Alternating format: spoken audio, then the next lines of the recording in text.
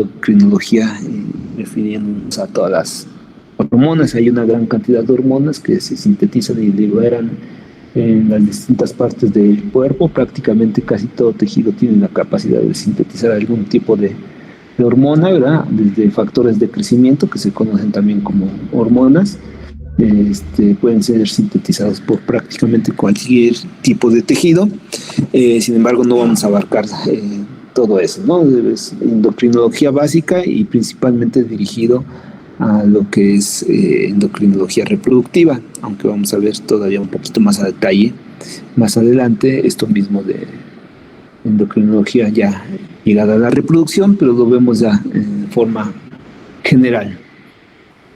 Bien, entonces conocemos que la endocrinología es la ciencia que se encarga del estudio de las hormonas y sus efectos, ¿verdad?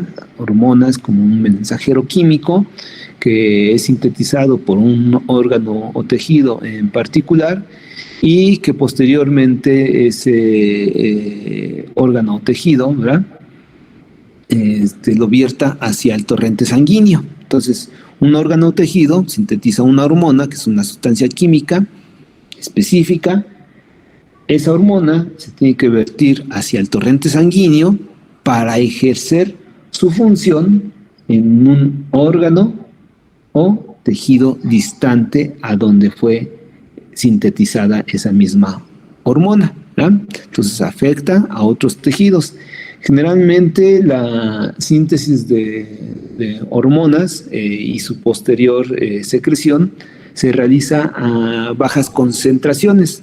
Son bajas concentraciones, sin embargo, son suficientes para ocasionar el efecto deseado por parte de la hormona, ¿verdad? No es necesario altas concentraciones, de ahí es que vayan en el orden de nanogramos o picogramos, porque no se necesita de una secreción mayor para ejercer su función, ¿verdad?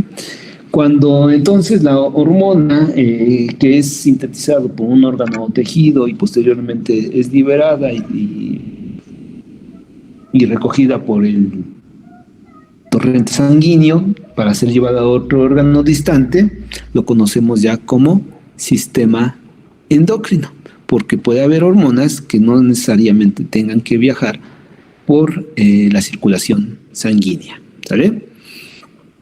Y entonces ya no sería sistema endocrino, ya tiene otro nombre. Ahorita los vamos a ver.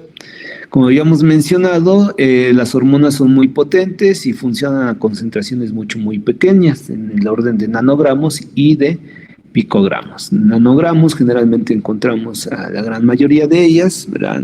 Podemos citar algunas, como puede ser el GnRH, como puede ser el LH, como puede ser FSH, ¿no?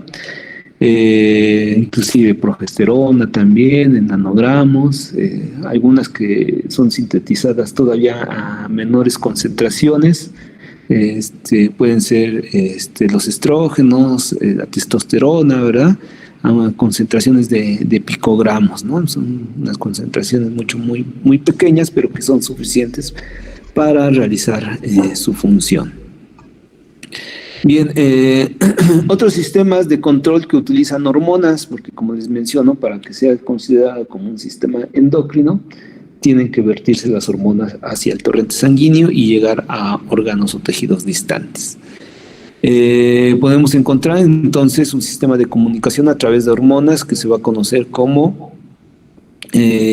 agentes parácrinos. Entonces, cuando una hormona funciona como un agente parácrino, es cuando esa misma hormona es sintetizada por una célula y llega a otra célula cercana, célula o tejido cercano, ¿verdad? De donde fue producida. Un ejemplo de una célula o tejido que cumple con esta función, ¿verdad?, de ser un agente parácrino, es la prostaglandina F2-alfa. Si recuerdan ustedes, hemos mencionado una de las acciones de la prostaglandina F2-alfa, que sería el de lisar el cuerpo lúteo. Generalmente cuando tiene esta función la prostaglandina F2-alfa de lisar el cuerpo lúteo, es derivado de una acción endocrina, ¿vale? ¿Por qué? Porque prostaglandina F2 alfa, ¿recuerdan quién puede sintetizar prostaglandina F2 alfa? Y escríbanlo en el chat o abran su micrófono, por favor. ¿Qué órgano o tejido? Tejido en particular sintetiza prostaglandina F2 alfa. De los que hemos mencionado.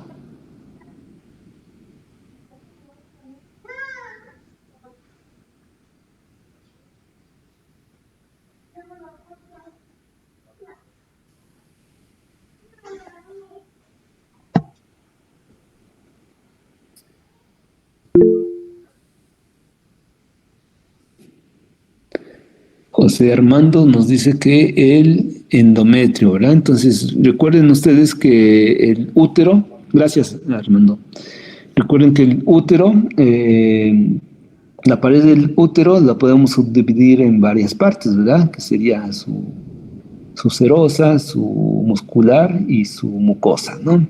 Cada una tiene su nombre en particular: perimetrio, miometrio y endometrio, ¿vale? Entonces, el endometrio, que es la mucosa del útero, tiene la capacidad de sintetizar prostaglandina F2 alfa.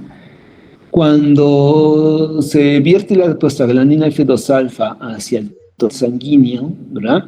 Esa prostaglandina F2 alfa desde endometrio tiene que llegar posteriormente a través del torrente sanguíneo hasta el cuerpo lúteo, ¿verdad? Para causar la lisis del cuerpo lúteo. Eso ya lo habíamos mencionado, ¿verdad? Como función de prostaglandina F2 alfa. Sin embargo, prostaglandina F2 alfa puede tener otras funciones, ¿verdad? Una de ellas es precisamente estimular la contracción del miometrio. Y para que logre llegar al miometrio, esa prostaglandina F2 alfa, no necesita de viajar a través del torrente sanguíneo, porque existe una estrecha cercanía entre el endometrio y el miometrio, ¿de acuerdo?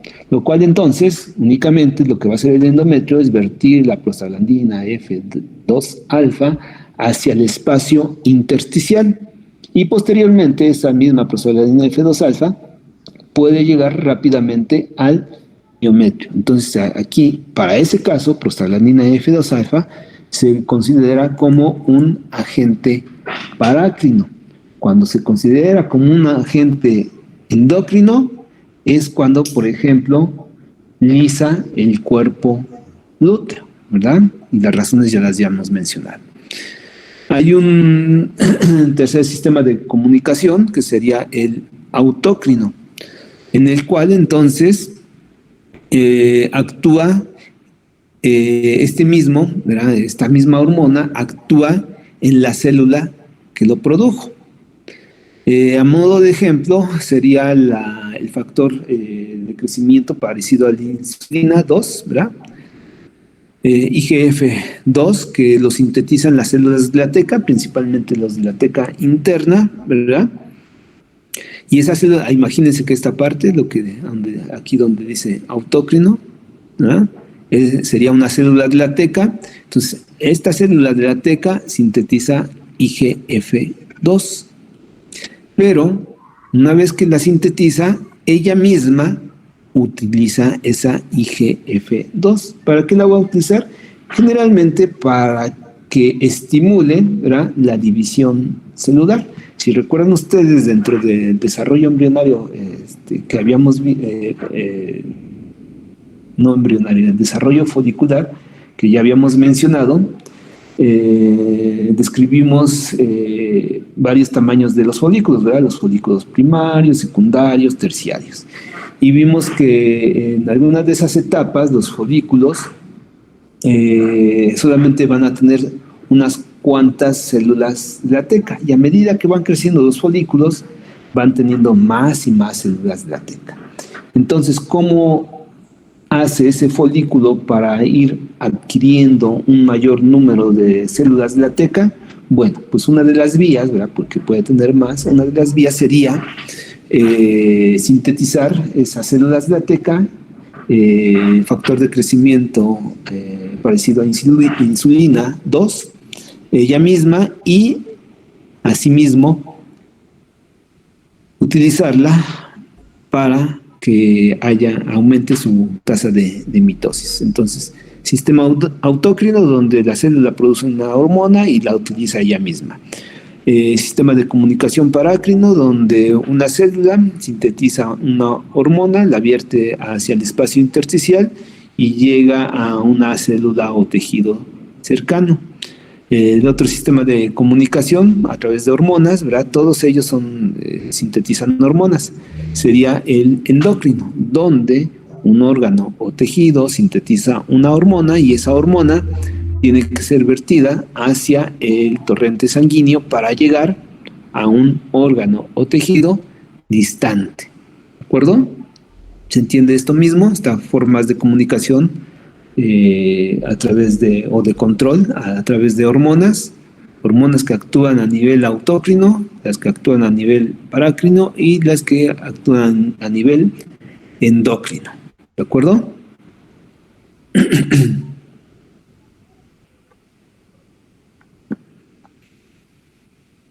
Bien, el origen que van a tener las hormonas, principalmente vamos a ver dos tipos de origen, ¿no? De ahí una gran cantidad de tejidos pueden sintetizar hormonas, pero el origen puede ser epitelial, ¿verdad? Hormonas que son producidas por tejido epitelial y hormonas que son producidas por tejido nervioso, por las neuronas. Las primeras, ¿verdad? Las hormonas que son producidas por tejido epitelial, vamos a encontrar que son la gran mayoría de las hormonas que conocemos, ¿verdad? El tejido adiposo puede sintetizar hormonas, es tejido epitelial. Los intestinos pueden sintetizar hormonas, ¿verdad? Hormonas secretinas, tejido epitelial. El hígado puede sintetizar hormonas también, ¿verdad? Los riñones también pueden sintetizar hormonas. Las glándulas adrenales pueden sintetizar hormonas. Obviamente las gónadas pueden sintetizar hormonas, ¿verdad? Entonces, la gran mayoría de las hormonas que conocemos tienen un origen epitelial. El otro tipo, y no menos importante, serían las hormonas que son sintetizadas por algunas neuronas, ¿verdad? Que en este caso pudieran llegarse a nombrar como neurohormonas, solamente para indicar el origen mismo de la hormona, ¿verdad?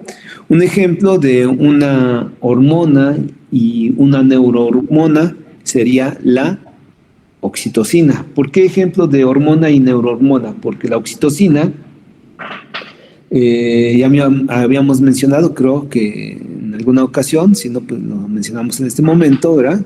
Que la oxitocina puede ser sintetizada por el hipotálamo, ¿verdad? El hipotálamo, y después lo envía hacia la glándula hipófisis, y la glándula hipófisis ya se encarga de vertirlo hacia el torrente sanguíneo general. Sin embargo, también conocemos que hay otro tejido que puede sintetizar oxitocina, ¿verdad? Como sería el cuerpo lúteo en rumiantes. Entonces, oxitocina puede tener ambos tipos de origen, epitelial y neural. Cuando es de origen neural, sería una neurohormona. Cuando es originaria de tejido epitelial, simplemente como hormona. Es exactamente la misma hormona, sigue siendo oxitocina, nada más tiene un diferente origen.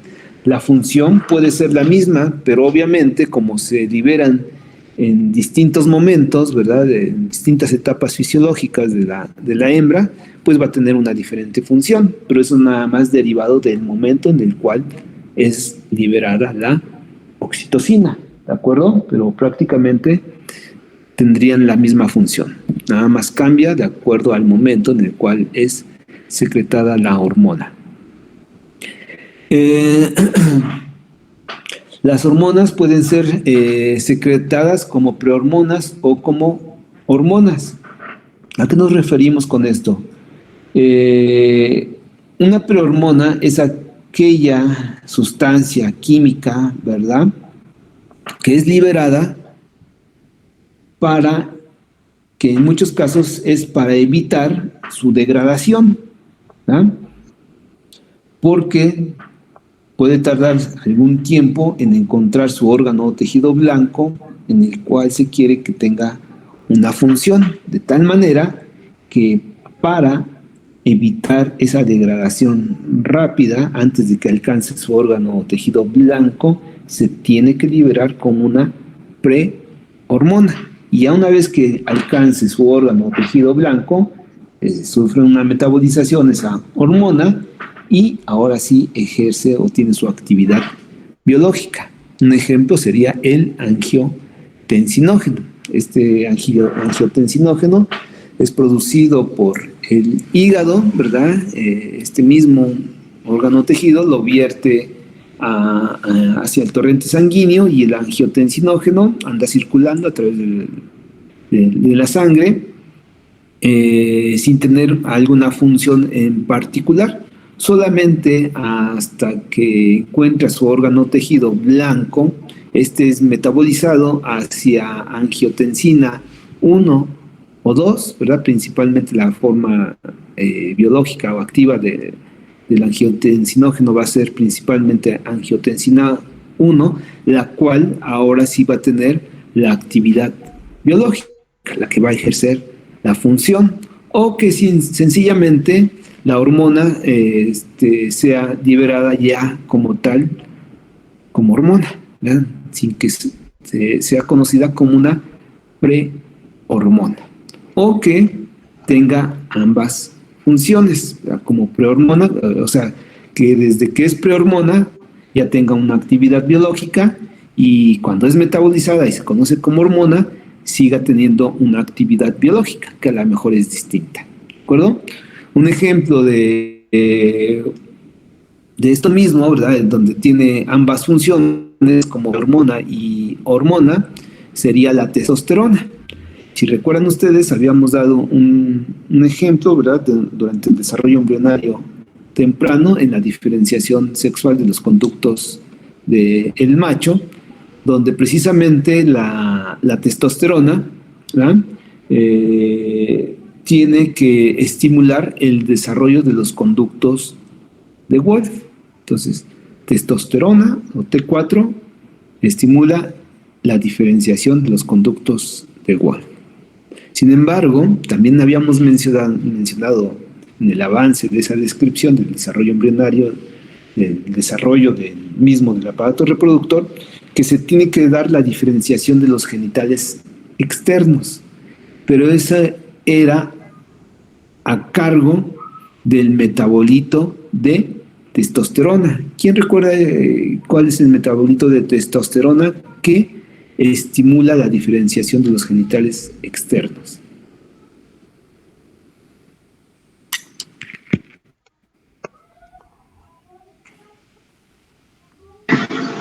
La 5-alfa dihidrotestosterona, algo así. Muy bien. Entonces, testosterona en ese desarrollo embrionario para estimular el desarrollo de los conductos de Wolff. Más aparte, el metabolito de testosterona, conocido como 5-alfa dihidrotestosterona, para ocasionar la diferenciación de los genitales externos. Ahí ya tenemos un ejemplo de una hormona que puede actuar como prehormona o como hormona. Bien, Héctor García. Gracias. Y finalmente tenemos otro sistema de comunicación, ¿verdad?, que sería a través de la síntesis y liberación de ferormonas. ¿De acuerdo? Feromonas. En este caso son sustancias que deben de ser capaces de dispersarse en el ambiente. Recuerdan hace un momento que habíamos hecho la descripción de las glándulas de Bartolini que secretan moco y que aparte tienen la función de poder sintetizar ferormonas. Esas ferormonas se liberan generalmente cuando la hembra está en estro y funciona como un atrayente para el caso del sexo opuesto, en el caso del macho, ¿verdad? El macho, entonces, a través del órgano vomeronasal, o también conocido como el órgano de Jacobson, va a captar las ferormonas. Tiene que realizar esta acción el macho, en este caso, pues un semental, ¿verdad? Un grañón, levantando el belfo, ¿verdad? El labio superior. ¿Para qué lo hace? Para exteriorizar, para poner en contacto de una manera más efectiva, ¿verdad?, las terminaciones del órgano vomeronasal, que estarían en esta parte, un poco más interna, es donde ya se encuentra el órgano vomeronasal, pero aquí está su extensión, lo cual entonces al levantar el belfo puede captar más fácilmente las ferormonas, ¿verdad? Con lo cual entonces el grañón puede detectar si la hembra está o no en estro. Sería una señal, ¿verdad? Parte de ese cortejo corresponde entre el macho y la hembra, corresponde a detectar si existe la secreción de ferormonas, ¿de acuerdo? Entonces ahí hay otra vía de comunicación a través de ferormonas. Y aquí nos vamos a tardar un poquito. Bueno, si lo describimos esta diapositiva y ya. Bien, dentro de esta misma introducción vamos a dar un ejemplo de la conexión entre el sistema endocrino y el sistema nervioso, ¿verdad?, para integrar el control de varios procesos biológicos. El que vamos a estar viendo y repitiendo de forma constante sería la comunicación entre el eje hipotálamo, hipófisis, gonadal. Aquí vemos otra comunicación, ¿verdad? De igual manera sería hipotálamo, hipófisis, glándula mamaria. Solamente como ejemplo, el que vamos a estar viendo de forma cotidiana es la conexión hipotálamo, hipófisis, gonadal, ¿sale? Pero bueno, a manera de ejemplo, esta integración entre el sistema nervioso y el sistema endocrino sería a través de el ejemplo de succión de leche por parte de un becerro. Vamos a ver entonces un becerro, ¿verdad?, una hembra amamantando a su becerro. El becerro se acerca a la madre, hace succión en la teta de su madre, y esto ocasiona un arco reflejo, ¿verdad? Hay un reflejo derivado de esa succión del pezón, lo cual ocasiona que haya un impulso nervioso, ¿verdad?, desde la glándula mamaria, que es tocada por el becerro, ¿verdad?, por esa succión de la boca del becerro hacia el pezón de la madre, ocasiona entonces que haya un impulso nervioso desde la glándula mamaria hasta el hipotálamo, a través de una espinal, ¿verdad? Sencillamente la sensación de la hembra que tiene al ser tocada por su cría al nivel de la glándula mamaria. Esto es traducido ya finalmente, ¿verdad? Ese impulso nervioso es traducido o es captado por el hipotálamo. El hipotálamo, recuerden ustedes que es una parte pequeña del cerebro que controla una gran cantidad de funciones del organismo animal, ¿verdad? Entre ellas es precisamente producción, secreción de leche. Entonces, el hipotálamo recibe ese impulso nervioso y lo traduce en sintetizar y liberar oxitocina. El hipotálamo como tal, ya habíamos dicho, ¿verdad?, que tiene esa capacidad. Dentro de muchas hormonas que puede sintetizar, una de ellas sería oxitocina. Existe una comunicación entre el hipotálamo y la hipófisis de forma directa, es decir, que en el hipotálamo, recuerden ustedes, es tejido nervioso, entonces hay neuronas. Las neuronas tienen axones, ¿verdad? Los axones del hipotálamo, de las neuronas hipotalámicas que sintetizan oxitocina llegan hasta glándula hipófisis posterior. Y entonces oxitocina llega a hipófisis posterior y la hipófisis posterior se encarga de vertir a esa oxitocina hacia el torrente sanguíneo.